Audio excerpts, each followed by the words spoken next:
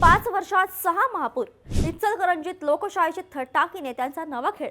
विषय काय आहे सांगते, पण त्याआधी महाराष्ट्राच्या राजकारणातील अशाच इनसाइड स्टोरीजसाठी थोडक्यातला आताच फॉलो करा. इचलकरंजी नगरपालिकेत स्पष्ट बहुमत असलेल्या भाजपने सत्तेचा एक अजब फॉर्म्युला तयार केला आहे, ज्यामुळे राजकीय वर्तुळात भुवया उचलल्या आहेत. इचलकरंजीत आता 5 वर्षात 1 किंवा 2 नव्हे तर तब्बल 6 महापौर आणि तितकेच उपमहापौर पदावर बसणार आहेत.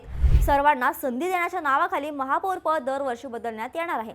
शनिवारी झालेल्या बैठकीत आमदार राहुल आवाडे, माजी आमदार प्रकाश आवाडे आणि सुरेश हळवणकर यांच्या उपस्थितीत हा निर्णय घेण्यात आला आहे.